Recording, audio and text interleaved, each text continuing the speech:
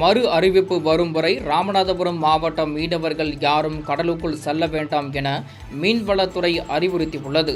மன்னார் வளைகுடா மற்றும் அதனை ஒட்டிய தென் தமிழக கடலோர பகுதிகள் மற்றும் குமரி கடல் பகுதிகளில் சூறாவளி காற்று மணிக்கு 35 முதல் 45 கிலோமீட்டர் வேகத்திலும் இடையிடையே 55 கிலோமீட்டர் வேகத்திலும் வீசக்கூடும் எனவும் கடல் அலை 3 முதல் 3.5 மீட்டர் உயரத்திற்கு எழக்கூடும் எனவும் வானிலை ஆய்வு மையம் எச்சரித்துள்ளது.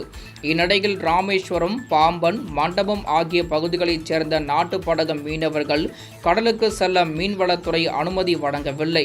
இது தொடர்பாக மீன்வளத்துறை வெளியிட்டுள்ள அறிக்கையில், மறு அறிவிப்பு வரும் வரை நாட்டுப்படகு மீனவர்கள் யாரும் கடலுக்குள் செல்ல வேண்டாம் எனவும் தங்களது மீன்பிடி படகுகள் மற்றும் மீன்பிடி உபகரணங்கள் அனைத்தையும் பாதுகாப்பாக வைத்துக் கொள்ளுமாறும் அறிவுறுத்தியுள்ளது. முன்னதாக அரபிக்கடலில் காற்றழுத்த தாழ்வு மண்டலம் உருவானதை அடுத்து பாம்பன் துறைமுகத்தில் 3ஆம் எண் புயல் எச்சரிக்கை கூண்டு ஏற்றப்பட்டிருப்பது குறிப்பிடத்தக்கது.